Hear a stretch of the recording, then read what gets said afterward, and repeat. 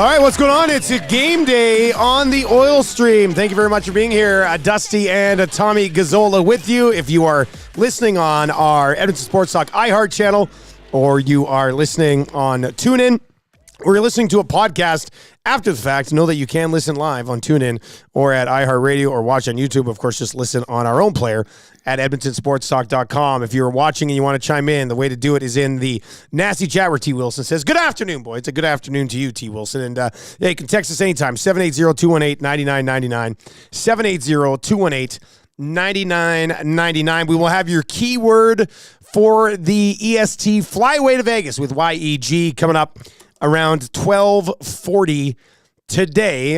Tommy Gazzola, what's going on, buddy? How you doing, man? Hi, Dusty. I'm good, man. I just got back from the rink. It was busy down there today. Why so busy? Why so busy at the rink today? Well, TNT game tonight. So talking to Brendan Burke and Jackie Redmond, caught up with them a little bit. Nice to see. And then, of course, the Caps have their whole crew here. And then on top of that, the Oil Kings were taking off for Lethbridge, so it was busy. The boys were getting ready to hop on the bus. They're packing up too, yeah. Yeah, then Cass came down for Caps morning skate, so we have a rink report coming where Cass and I got together and did one live on location, or taped on location. Yeah. Lots going on. It was a busy day at the rink, which is fantastic. Tommy, have you caught up on sleep from daylight savings time? That's what everybody wants to know. Yes, I have. Thank you. Thank you for the concern. Thank you for the concern. I love how you guys blew it out of proportion. I'm watching yesterday. I'm like, what are these guys talking about? I just complain about one day. It's 2.5 days later. And then Cass shows up to the rink this morning. What did he say? He goes, are you feeling better? Did you get your sleep? I'm like, what is going on here? Let a guy vent. Let a guy vent. Evidently not. It was too funny, man. It was too funny. It was for good you. time. Good time. Yeah, well, yeah, sorry, man. It was funny for all of us.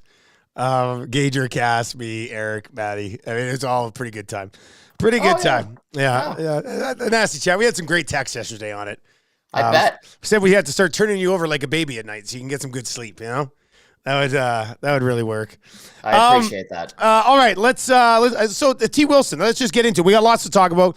I got my notes here. We'll get into that. Tommy, just what anything of note? I mean, you were at practice yesterday, at the skate today. Anything of note coming out of the last couple of days? Just if you hadn't caught it yesterday, Derek Ryan will be the healthy man out.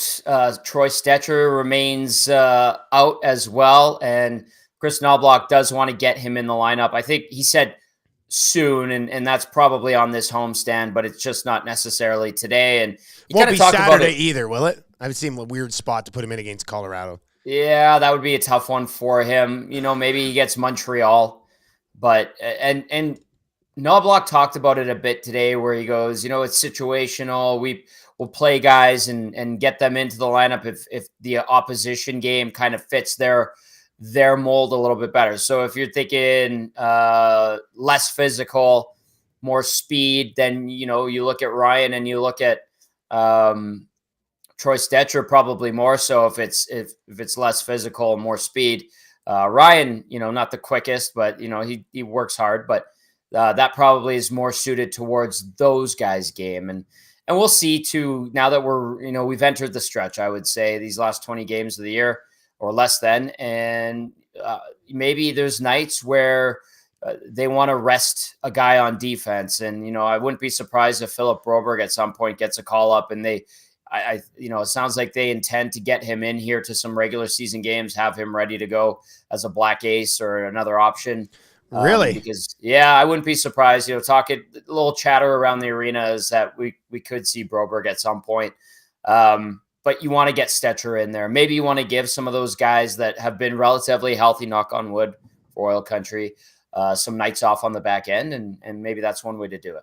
And then in net, Dusty, it's Stu Skinner. So there you go. That does make sense. And you think Skinner runs back against Colorado as well? Yeah. And then a game next week for Pickard? Yep. Absolutely. Probably makes sense. Broberg, that's interesting, because, I mean, we sit right now and go, well, when are they going to get Stetcher and when are they going to get Stetcher in? And then they're also going to fit in, try to slide in Broberg at some point as well, right? So that's the chatter, like that they might get Broberg in at some point. Whether or not they're able to, obviously, you know, cap and all that stuff. So somebody would probably have to get set down. Like, would it be the right time to send a guy like Conor Brown down? I think the answer is probably yes. I don't think anybody's picking him up, but that's just the chatter around the rink is we could see that at some point. There's a few things we want to get to, and keep your questions coming in here. 780-218-9999. 780-218-9999 over in the Nasty Chat. If you've not yet subscribed to the channel, we'd love for you to do that as well. Let's go with this one first. Chris from Fort Mac in the inbox at 780-218-9999 says, Tommy, you're not alone, buddy. I have big issues with daylight savings time too. Thank you. So that's good. Thank you, and then Gager is in the Nasty Chat. Oh, says, my God. Time Zone Tommy, TZT.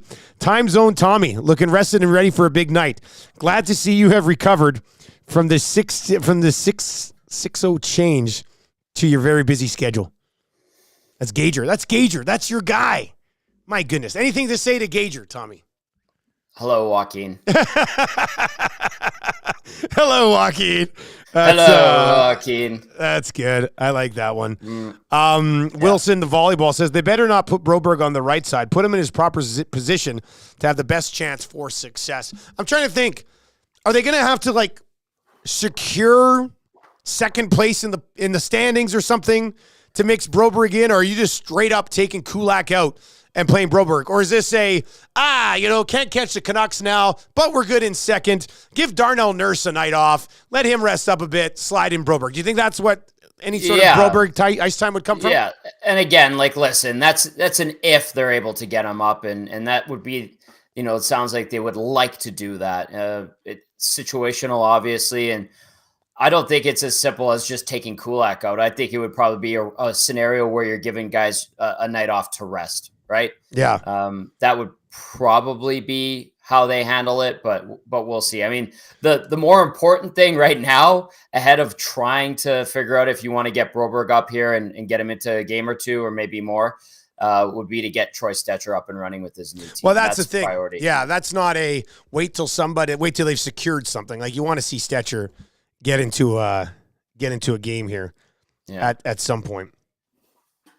All right, 780-218-9999, or hit us up in the Nasty Chat as well. Here's a question from Chris, and we've got lots of things that we're going to get to here on the Oil Stream, presented to you, as always, by Boston Pizza. We had a great time on Monday, Boston Pizza in the mail. We're going to be at Boston Pizza again, not next Monday, but the following Monday. We will be down in Beaumont at Boston Pizza, so if you're down in the Beaumont area or on the south side, you want to whip on down, have a little lunch with the boys, watch some Lock Shop, watch some Oil Stream at Boston Pizza. Come by and say hi. Make plans to do that. Not this upcoming Monday, but the following Monday down in Beaumont. Chris with a question here says, Oilers being old, is that a concern? How many teams have won the Cup with an average age of 29 and a half? What are they, the third oldest team in the National Hockey League? This kind of crept up out of nowhere, didn't I guess adding Corey Perry to that group would kind of do that. And Carrick's in his 30s. Henrique's not young. Yeah. No. I think so. The short answer is no. Their main guys are in their prime. Yes, they've added some age, and it brings up the average age. And I think they might even be as high as second oldest team in the league. But Derek Ryan's another one. I don't think it's a big concern. You don't go around the room and look, and you're like, wow, these are a bunch of old farts. This team's old. Yeah, this team's not breaking down due to age in the postseason. I don't think. No, the core is young relatively, and it's the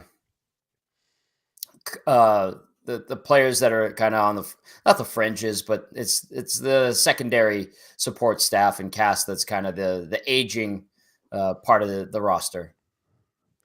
Okay, so we were talking about Broberg, and maybe they mix him in here at some point. I'm going to read you a tweet, Tommy. I know you're not going to like this tweet, but I'm going to read you a tweet. How do you know? And, I know. All right. Kevin Woodley. Enjoyed watching Jack Campbell play in Abbotsford tonight. 31 of 32, first star in a 4-1 win. Quite a difference from the last visit 4 months ago. Clean and controlled. Looked like a guy who has rediscovered some swagger, even. And his numbers recently have actually been pretty good down there. Since Christmas, this is courtesy Bruce McCurdy. Since Christmas, he's 11-5 with a 2.25 goals against average and a .33 save percentage. Ryan Holt says since November 21st, he's 15-8 with a .926, 2 shutouts, and a 2.48 goals against average. I'm just pointing out that he's been playing very well in the American Hockey League. Great. What does it lead to? Him getting called up as a black ace. Yeah. Okay. Like, lovely. That's nice. Like, do they call him up before that? I don't know. What for? Maybe they want to get him an NHL game, but probably that is there's no reason. You got 2 guys. That's good for Jack Campbell, and I'm happy to see it.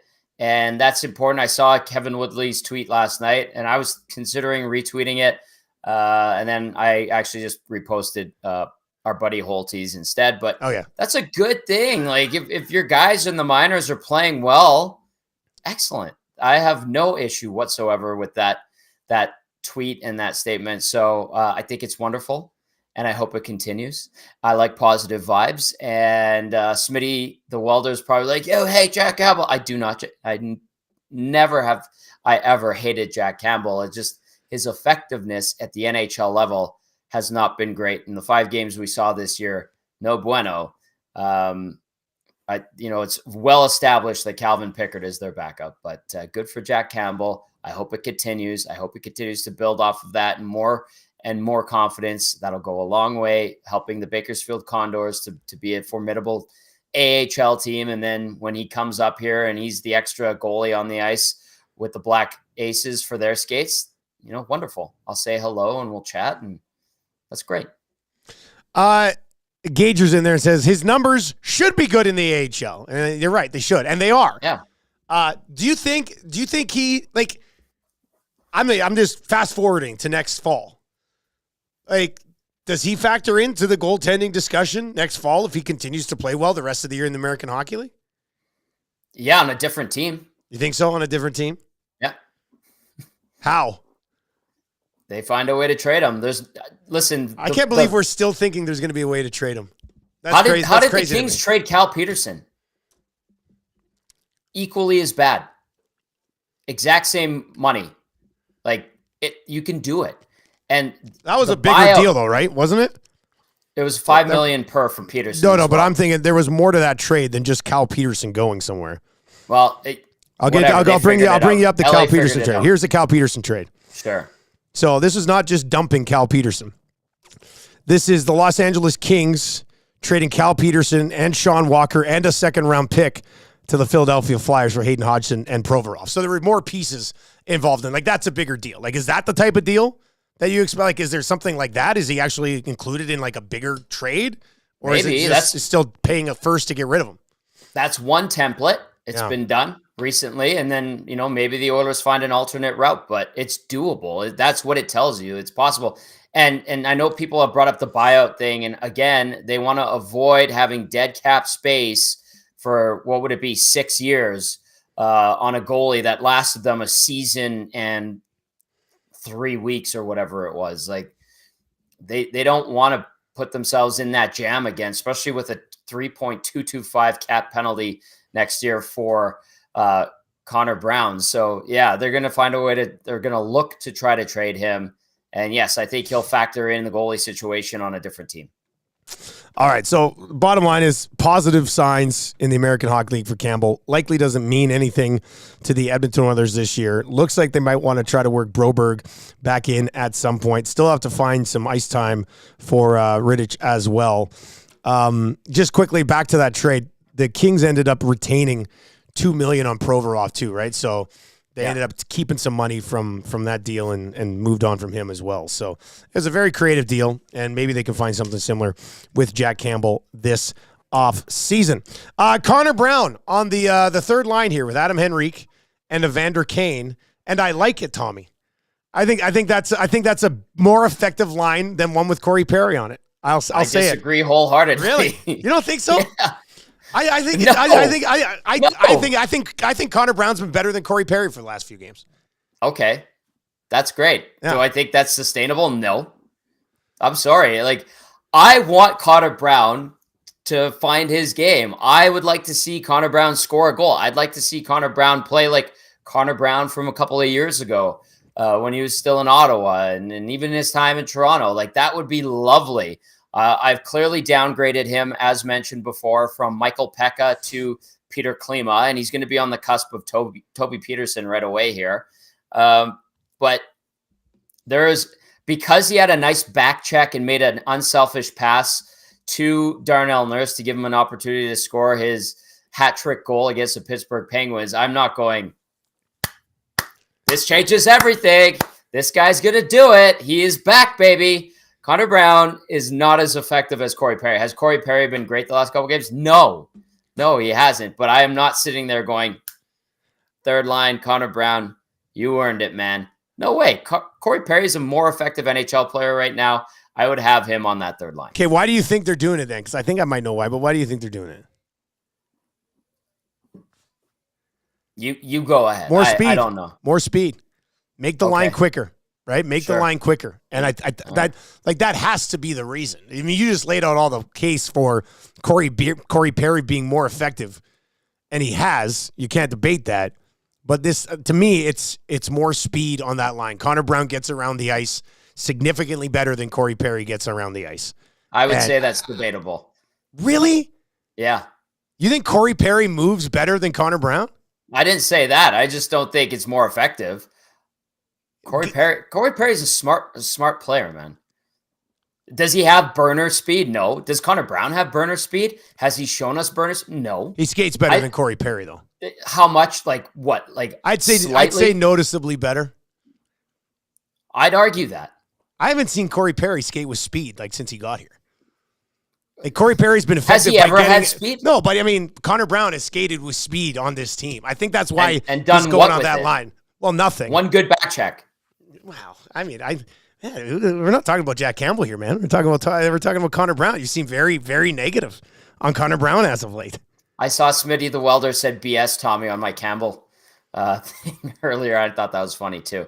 I'm sorry. I think that whatever. I think that's why they're putting him on the line, because they think they need more speed on that line, especially when Kane's only in neutral. I think they need more speed on that line. And maybe that's the reason why they're doing it. Because when I first saw it, I was like, oh, what's the reason for this? And that's the only thing I can think of, because I can't think of anything else. I think the speed difference is minimal between Perry and Conor Brown. You think if Conor Brown and Corey Perry raced around the rink, it'd be a close race? Yep. Man, I really want to see that, because I think Brown smokes him. But that's just me. Okay, because if it's not that, so then you don't have an answer on why they would put him up there then. Shaking because I things can't think of anything else. Defensive responsibility. Trying to tinker. I don't know. How long will it last tonight? I mean, it depends on how the game's going, I guess. Right. I would think the game goes well, but if you're getting nothing from Conor Brown, Corey Perry's going up there like that. Also, maybe they're doing it because Conor Brown used to play for Washington. A boost just because that. I don't know. It's almost as legitimate as your theory about the speed.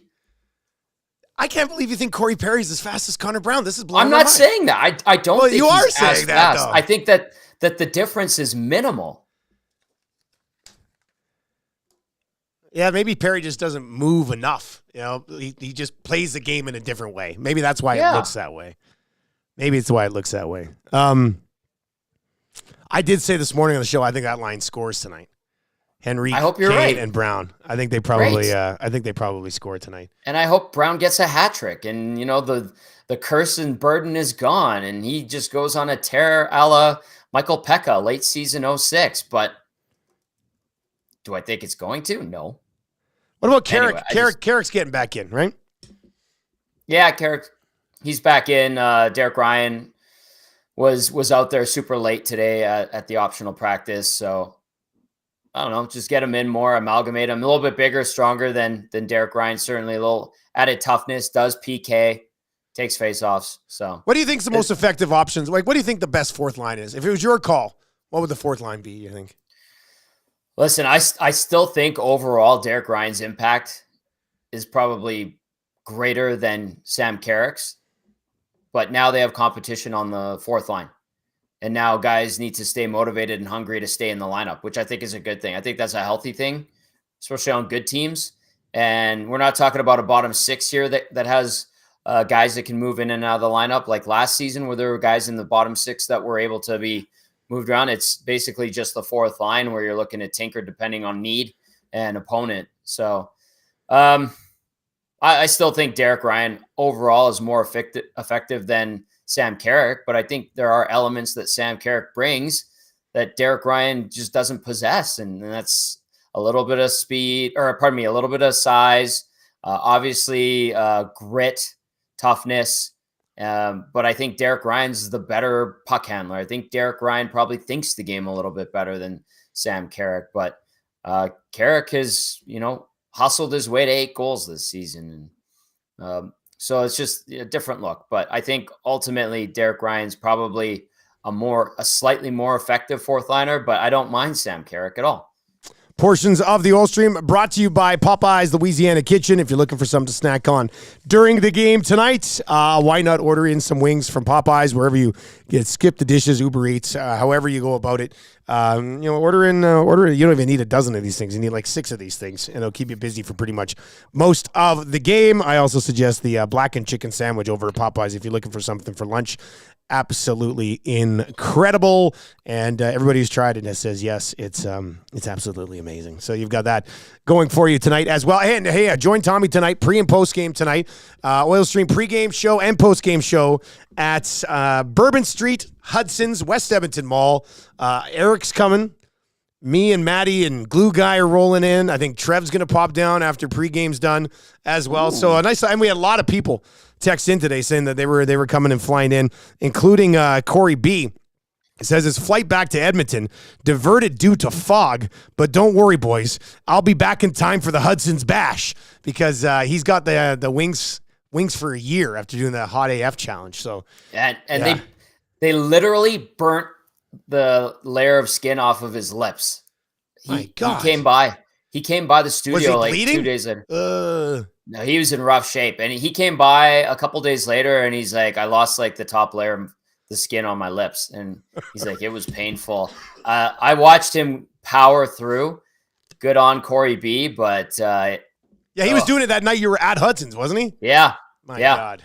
Yeah. He must have really wanted those wings for a year, man. Because that stinks. That stinks. He was pissed off that they didn't have any hats left because they were giving away hats and he didn't get the hat. Damn. Mm-hmm. You got some gift certificates ready to kick around tonight?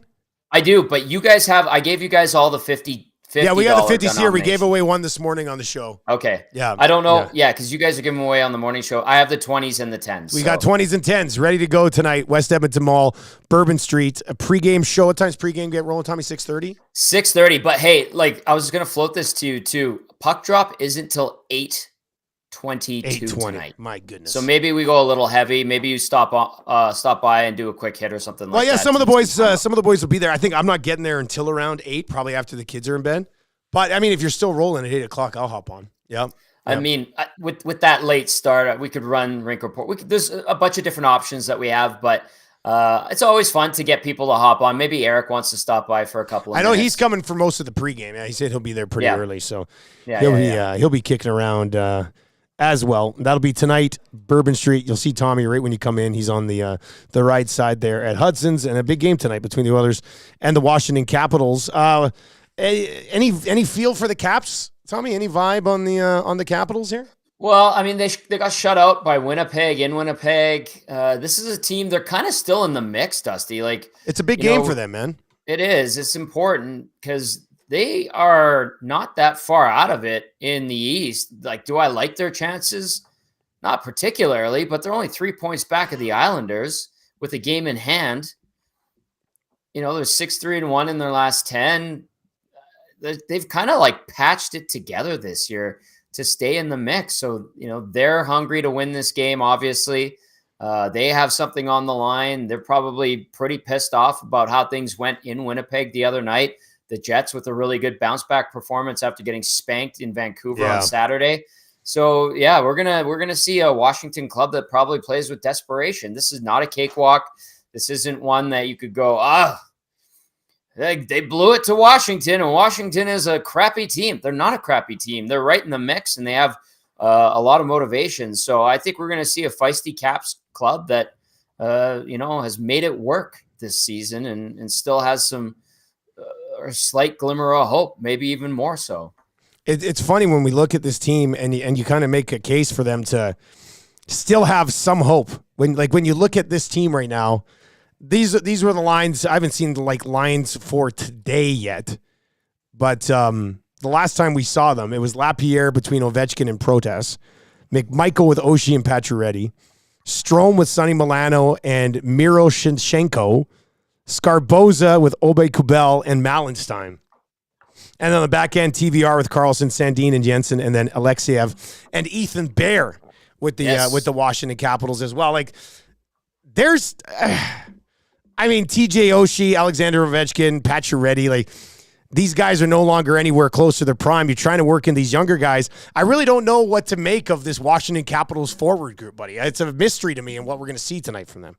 Well, Bailey Johnson, who's a beat reporter for the Caps, also added that Spencer Carberry says that there's going to be a bunch of game time decisions, including Tom Wilson, Martin Fervari, and Nick Dowd. So we might see that whole lineup that you just outlined kind of in upheaval tonight if a couple of these guys can go or if all of them can go.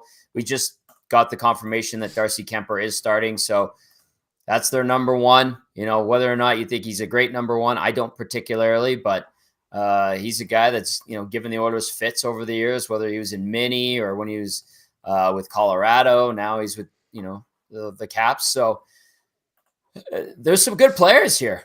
There's some good players.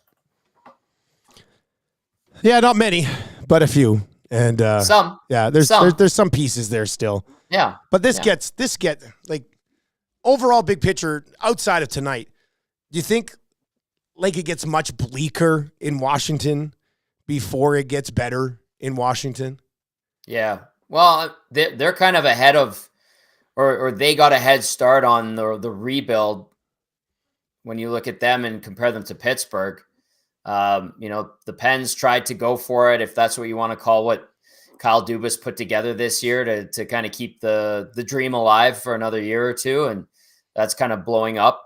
Washington last year, not a great season. This year, surprisingly staying in the mix, but they're in a time of turnover and they're trying to get set for the next, decade. And that's going to be life post Alex Ovechkin, Nick Backstrom, maybe Tom Wilson. And they're kind of starting to plant those seeds and get those pieces in place this year. It's almost like they're in garbage time, but Dusty, they're in the mix. Yeah, they're in the mix. Got to put together a little bit of a run here, but they're not done yet. They just got to put together a little bit of a run. Your text messages to 780-218-9999, 780-218-9999. If you're watching on YouTube, hammer a thumbs up for us here at Edmonton Sports Talk. Tell your friends about EST and the fact that we are giving away a trip to Vegas with Fly YEG, our wonderful partners down at the airport. Keyword coming up here in about 10 minutes time. Then we'll call a qualifier here before the end of the oil stream today. And pregame show tonight, 6:30 at Hudson's. Coach Mike is in and says, does the PP get on the board tonight? Was there any work at practice yesterday on the power play? Tommy, get any eyes on that? What did they do? Yeah, I think they did do a little bit of power play work. I don't. You gotta get some opportunities. That's the most important thing. They're too cute. They just. I almost, and I don't even want to believe it, but I honestly think, Dusty, that McDavid is just messing with everybody. And then in the playoffs, he's just going to start shooting and he's going to start sniping. And then they're not going to try to pass the puck into the net. And they're going to stop trying to force the seam pass to Draisaitl. And I think that, they might just start rolling again. But they are so stubborn this season to stick with 3 set plays. And everybody knows when it's coming. Yet it still has them in the top 5 in the NHL when it comes to power play percentage. I'm never going to discount the Oilers' power play. I'll always say, yeah, there's a chance. Yes, they're excellent. They have been frustrating this year, and I understand people with their concern. And I look at it too. I'm like, are these guys just doing it to mess with other teams, or are they legitimately thinking that if you keep trying to do the same thing over and over again, it's going to work? But that's the definition of insanity, is it not? So I almost think it's like they're trying to throw up a smokescreen on the entire NHL getting ready to the playoffs, which is brilliant if true, and then incredibly frustrating if it's not true. We dove into it a little bit on Two Guys and a Goalie yesterday. Last year, Connor McDavid had 100 shots on goal, 5-on-4, just on the power play. I didn't even look at 5-on-3s or whatever, 4-on-3s. 5-on-4 last year, he had 100 shots on goal. This year, he has 46. Yeah, like it's crazy how much more he was shooting last year on the power play. Last year on the power play, him coming in on that left side and shooting was a legitimate threat. And this year, it just seems like the numbers back it up. It hasn't been as much of a threat as it was last year, but that's still there. Like, he could still shoot the puck a ton of times if he wanted. So maybe you're onto something that they get to the playoffs and he re-engages the shot on the power play and it makes it even deadlier. Who knows? Hey, Speck and I were talking this morning at the rink, and he pointed out something interesting. You know, he said 13 guys that have hit 70 goals in the NHL, but only 3 have reached 100 assists ever. Mario, Wayne, Bobby. Maybe Connor joins that list. Well, I mean, I think he's going to. You'd have to kind of cool off absolutely. a bit, right? Yeah. And I don't know. You know, Connor will never just be like, yeah, I'm going to go get 100 assists this season. And last year he said, I want to hit 60-plus goals and win the Rocket. But, like, you can kind of tell. It's like he's down a shot a game this year compared to last year.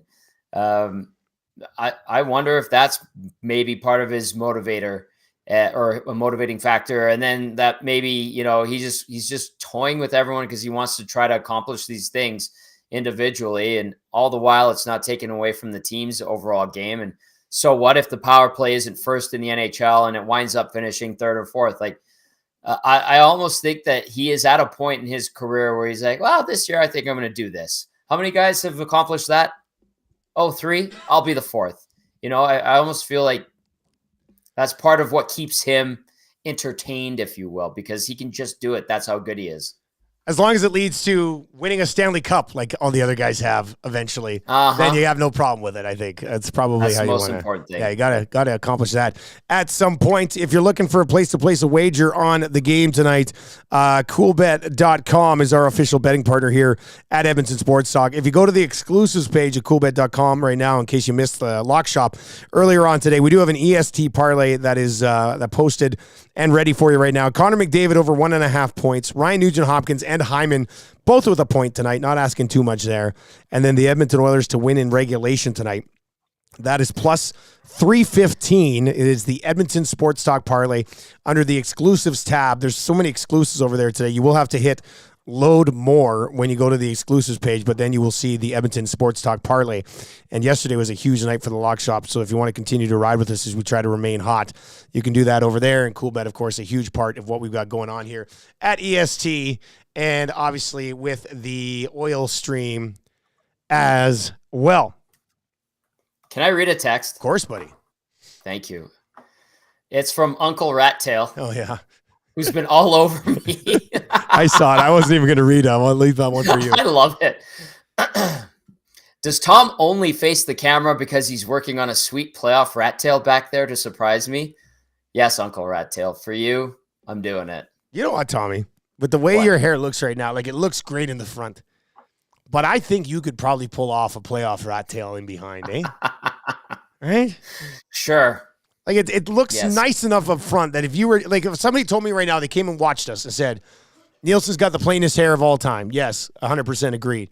And Tommy's rolling a sweet rat tail behind that suit jacket. I think people would be like, I can see it. I can see it. Turn to the side, Tommy, just to confirm. See, nothing there. Just high and tight, clean on the back. Yeah, that's nice him. And clean. Yeah, that's him. No rat tail. Portions of the oil stream also brought to you by One Putt Virtual Golf. This is great. They're bringing back their final 4-man cash scramble of the season with a guaranteed prize pool at $1,500, regardless of the number of teams. The tournament will run from March 25th to April 7th. So you got a little bit of time to get in here. It's just $250 for your team to enter. It includes 4 hours of golf to complete your round anytime in that tournament window. Previous tournament had 24 entries with the total prize pool of $2,400. So these things have been blowing up a little bit. Sign up closes on March 24th. To learn more, visit oneputt.ca/scramble or visit their Instagram account at oneputt.yeg. But for $250, you get your team of 4 in. It includes the 4 hours of golf. You just have to complete it at any time between March 25th and April 7th. And $1,500 guaranteed. But the last time they did this, full 24 entries for a $2,400 prize pool. So that's only over at oneputt.ca/scramble for more information on that one. Let's get to a couple more of your text messages, 780-218-9999. We were having that Conor Brown discussion a little bit earlier on him playing with Henrique. Eden is in and says, I think there's multiple reasons to move Brown up. Part of it could be speed. Part of it could be reward. Part of it could be sending Perry a message. But I bet they want Brown to feel good about himself heading into the playoffs, and giving him more minutes after a couple of good performances reinforces what they want him to do. So, I mean, maybe that's what it is. That was one of the things that we kind of discussed. Dudley is in on Conor Brown and says, Conor Brown has to look fast when he's on the ice, or else he would look like he's doing absolutely nothing at all. So that's a text that's coming there as well. Well said. Yeah. I can appreciate that. I mean, there's a couple of ways to there's some good ones to take a look at that. Yeah. One of the things, and we were talking about it this morning in Winnipeg on Monday night, the 300 level, as was told to us by Huss, was chanting, "Can't catch Gretzky," and they're giving it to Ovi pretty good. So we passed it along this morning to all the nasties and anybody going to the game tonight. Can't catch Gretzky. Doom, doom, doom, doom, doom. Can't catch Gretzky. And I like it. Like, as much as I'm anti-wave in certain situations, I don't think there's enough good, unique chants that you see really around the league, including in Edmonton. I think Edmontonians, Oilers fans, getting on Ovi tonight, who's my guy. You know, I've always loved Ovi. But to get on him with a can't catch Gretzky chant tonight would be elite level chirping from 18,000. I think, in the right scenario too, like if Edmonton's winning, 2-goal lead, and he gets stymied or something. A couple big saves from Stu Skinner. The Jets fans and in Winnipeg, it probably, and I would assume at Blue Bombers games as well, like, it's a different type of experience when you go to a sporting event there. Like, the way they get into it, like the people, I'll use another example. And I laughed. I went to a Bombers game at the old stadium, and there were fans who were leaving, and this was Bombers fans leaving early to beat the traffic. Yeah. And other fans took out their keys and they started going like this, clanging their keys. They like beat the traffic. And I just thought it was absolutely hilarious. So, sports fans in Winnipeg are very clever, they're passionate, yeah, and they're the type that would do that. I don't know if that happens here. If it does, if it's done right in the right situation, kudos to Oiler fans. And the wave thing, we've waxed poetic about how ill-timed a lot of the waves are. And I mentioned one of my buddies who is one of those dum-dums that starts it at the wrong time because he's usually 9 beers deep and doesn't have anything better to do than to be an idiot and start the wave at the most inopportune time. But I have time and appreciation for a good can't catch Gretzky. I still think he does. Yeah. He only he's 55 back. Yeah. If he scores 5 more this year, if he can do that, that's 50 goals he needs. He's got 2 years left on his Washington contract. That's two 25-goal seasons, Tommy. Yeah. He can do that. I think he gets that. I know he's not having a great year this year. He's 48 points in 60 games. That, by Ovechkin standards, like in general, that's a good season. But for him, a sign that he's slowing down, team's not as good, all that stuff. I think he still catches Gretzky. And I think that's an amazing accomplishment. I do feel like he is the best goal scorer to ever grace the NHL. Mike Bossy, if Bossy lasted longer, we might be talking about him as the greatest goal scorer. Obviously, Wayne was on a different level with everything. And then Lemieux, we can make a case for him as well. But I think Ovechkin, with the amount of games lost, seasons lost due to a lockout, two lockouts, I should say, and a pandemic, I think he would have already had it. Goal scorer. He would have already had it. Yeah, exactly. We asked this morning. Actually, let's give you the keyword. I said we do it at 12:40. We'll come back to the Ovi discussion because I want to circle back on the wave thing for one question I have about it. And we'll get to that in a second. But let's give you your keyword right now. You have about 5-10 minutes to call in, and we will call a qualifier at the end of the show today. Let me cross these off, ones that we've already done today and yesterday and the day before. We are teaming up with Fly YEG. That is Edmonton's airport. And we are sending you 2 nonstop direct flights down to Vegas. It's the EST Flyaway, presented by Fly YEG and the LVCVA. 2 nonstop flights, 3 nights accommodations, tickets to a Cirque show. They've got flights over 50 destinations. Your sports trip starts with a nonstop flight from Fly YEG. Visit flyyeg.com for more. All you have to do is text in the word to 780-218-9999, 780-218-9999. If you're watching on YouTube right now, do not throw it up in the chat, but the keyword today is pool. Text pool right now, 780-218-9999. Text the word pool to the inbox right now, and you will go into the draw to be the qualifier in the oil stream today. Did the math on it earlier today, Tommy. I can't remember the exact number, but you got like a 1 in 138 chance or something of winning the trip to Vegas if you qualify. Nice. So, that's pretty good. It's really good odds if you can get in. Getting in is something else because the text messages are just absolutely insane. But text the word pool right now to 780-218-9999. We'll give you about 5 minutes to get in. And then Zach to come call somebody around 12:50 today, and we will have another qualifier, a 4th one of the day. 4 more chances to qualify tomorrow, 4 more chances to qualify on Friday, and of course with Hello Hockey on Saturday as well. Back around to the goal scoring thing. We said we had a question today on 3 Questions Too Many in our show this morning. Said if Wayne Gretzky and Alexander Ovechkin are the top 2 goal scorers in the history of the NHL, who is number 3? And YouTube Travis said Mike Bossy. I was torn. I think Mario Lemieux probably is. We looked it up. Mike Bossy has the best goals per game in the history of the National Hockey League. Yeah. He's .01 ahead of Mario Lemieux, who's right there. Then you go back to like the 1920s. And then Austin Matthews is actually number 5 on the list right now because he's had a great start goal scoring to his career. And then you get down to Gretzky, Ovechkin, and just above them is Pavel Bure as well. And I mean, I said today, I think there's 5 at the top. I'm not sure how much I would debate anybody else in no specific order.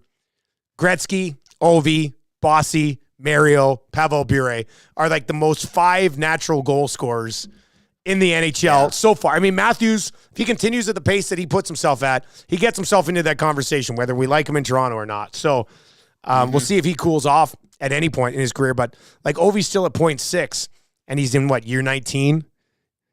Gretzky finished at .6, and he had some down years. Mario went through a lot, still has .775, and Mike Bossy was basically an automatic 50, no matter what.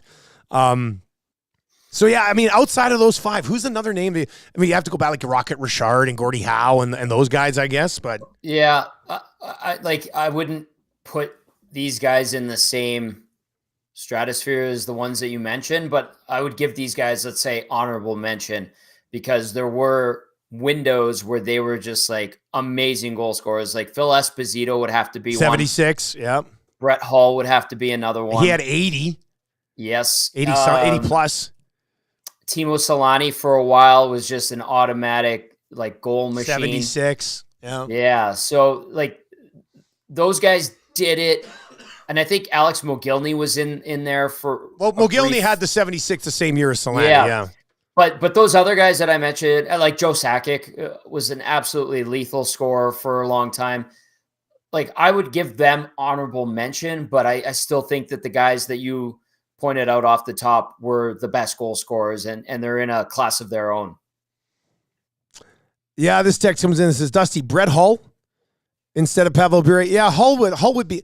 Yeah, Hull, maybe it's a 6. Maybe it's a 6. Brett, let me just bring up. I mean, we know Brett Hull had some ridiculous goal scoring seasons. Mm-hmm. That guy had, an absolute rocket. We knew it.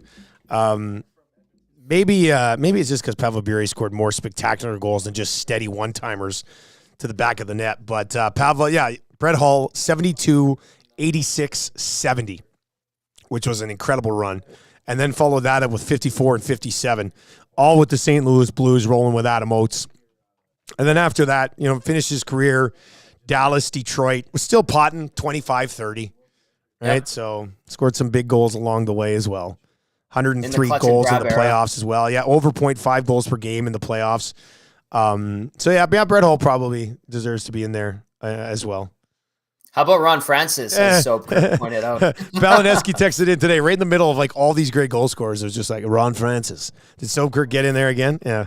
That's a joke that I think is just an EST special that's never going to go away now, but whatever. Zacticum's getting a qualifier here, ready to go, and when he's ready to go, we'll go to that. Tommy, you mentioned the wave earlier. You said your buddy, takes part and he's got 9 beers. Do you think anybody who's sober has ever started a wave? Yeah, I do, unfortunately. It's sad. It's disappointing. Sober people starting the wave. Unbelievable. Well, I'll point out the Heritage Classic, Dusty. You were not happy with the gentleman starting the wave. And I feel do you think that man was inebriated, or was he trying to do it with his son beside him? I can't remember particularly. I can't remember that one. But yeah, that was a close game. It was a close game. Not the right time. Not the right time. Pick your spots better. Please and thank you. So, yeah, I feel someone thinks they're hilarious and they want to enhance their experience at the game, has started the wave. And, like Michael Jordan said in that PSA in 1980, whatever, stop. Don't do it. Guys, Mario did it while smoking 2 packs a day as well. Yeah, I mean, nice. Maybe the most naturally gifted goal scorer because what a giant too, and to be able to score the way he scored, man, Mario was an absolute on the darts. Mario was a freak, absolute freak. All right, Zacticum, who do we have qualifying here? Our final qualifier of the day on Edmonton Sports Talk, and our 12th qualifier overall so far for this trip down to Vegas. Yeah, number 12 of the qualifying will be Colin on the other side. Colin. All right, let's go to Colin. Colin, congratulations, buddy. You are in the mix. All right, thanks, man. Colin, did you qualify this morning as well? No, I did not. I did hear that. It's a different Colin, I swear. I was like, my God, did we qualify? And you can qualify more than once. But I was just like, man, that'd be weird if a call. So, man, we got lots of Collins calling in. So that's good. When was the last time you were in Vegas, buddy? 2011, I think. Okay, so it's been 13 years. What would you look forward to the most about going back? A little bit of everything. Sight, sounds. Do you gamble? Booze. I dabble a bit. Maybe a little bit. Hit the tables once in a while, but exactly. You're there for that all around Vegas experience, which I like. Exactly. All right, man. Yeah. Well, you are one step closer to winning the trip down to Vegas. Tell your friends about Edmonton Sports Talk, and thanks for the support. Good luck. Yeah, thank you. All right, there you go. Colin, our fourth and final qualifier of the day. Next chance to qualify in the 7 o'clock hour. Let me think about tomorrow's show. Yeah, 7 o'clock hour. We'll do it in the 7 o'clock hour on the Nielsen Show tomorrow morning. Tell your friends it's that easy to qualify for a chance to win a trip to Vegas with Fly YAG and the LVCVA and, of course, Edmonton Sports Talk. It feels nice to be doing these qualifiers, doesn't it, Tommy? It gets me fired up, buddy. I'm excited. Like it's it feels like back to normal. You know what I mean? Yeah. We're 7 months in. We just hit 1 million video views, which is amazing. YouTube has added this different element to our station and the dynamic, and it's another platform for people to consume our shows and our station, which is great. But I was thinking about this yesterday. With the qualifying and giveaways. And I know Awanik has big plans for other cool things that we're going to do in the future, which is great. But it hit me. I'm like, damn, it just feels like normal, like it used to be. And that's a good sign, I think. Yeah, I think it's a lot of fun. People are having a lot of fun with it. We're seeing a lot of people texting in for the first time as they try to come in after this trip. More text messages rolling here. Kovalchuk was good too. Yeah, Kovalchuk had that natural goal scorer's ability too. He had some pretty elite years in some low scoring times in the National Hockey League. Like Ovi came in, like he basically played in the dead puck era almost his entire career, really, like his prime. And he managed to bang out 52, 42, 52. And the goals are just coming up again, man. Like we had Wyshynski on today, and we were talking about possible expansion. And I was going to come out of that conversation with Greg and be like, I don't know if the NHL has enough talent to expand to 34, let alone 36. But the point he made, he goes, goals will go up with expansion because the league gets more watered down, and the elite guys can take advantage of these guys who wouldn't have been in the National Hockey League, a couple of years ago. And he thinks it leads to more exciting hockey. And I'm like, you know what? That's a pretty legitimate case. Like if you're looking for goal scoring and more exciting hockey, expansion might not be the worst thing in the world. Greg makes a great point there. The other thing too, and I remember when they expanded and they added Nashville, Atlanta, Minnesota came back, and Columbus, and that was the clutch and grab era. And the discussion about watering down the league popped up, and I think that was more legit given the era of hockey back then. Now, Dusty, you see how the game has evolved. You watch these kids and the skill that they possess, their abilities with the puck, the way they skate. I really do think that the level of pure talent and ability has risen in hockey in general. Where I think things have changed is in hockey IQ, where guys don't understand the ebb and flow of the game. It's more individualistic. But I think, you take a player and you isolate each one on every team, and you go down to the junior ranks, U18, U15. They're more talented than the kids were 10 years ago. Yeah. Certainly more talented and capable than the players were 20 years ago. But where the talent has risen, the hockey IQ, I think, has either stagnated or fallen a little bit. But pure talent, man, I think it's okay. Wow factor, excitement, what these guys are capable of doing. I don't think the concern is necessarily the same as it was 24 years ago when there was expansion or 4 teams coming in, but a valid concern in regard to other areas of deficiency among players in general that are coming. Looking back at that stretch when those teams were added, Nashville was in 98-99. Atlanta came in 99 2000. Yep. And then in 2001, Columbus and Minnesota. So a big push over a 3-year stretch to expand the league. And then obviously have added a couple of more. They went for 17 years at that pace and then brought in Vegas, and now have added Seattle. Atlanta wants back in. Houston wants in. Utah wants in as well. So, they could end up with 36 teams. But at that point, as Greg mentioned, if you go 36, you got to change the playoffs. Right? You have to expand the playoffs. Yeah. Yeah. You go up to 20, I think. 20 teams make it. 20 teams get in. Do you do the NBA style of playing games? 7, 8, 9, 10? You almost like a page playoff, and then you get your 8 after that. I think if you're going 20, you kind of have to do it that way. Yeah, you might be forced to do something like that. Unless you went top 2 teams in each conference got buys, and then played I don't the like next buys. 8. I'd rather go the bottoms play, not to just straight up steal a page from the NBA, but that's probably the best way to go about it.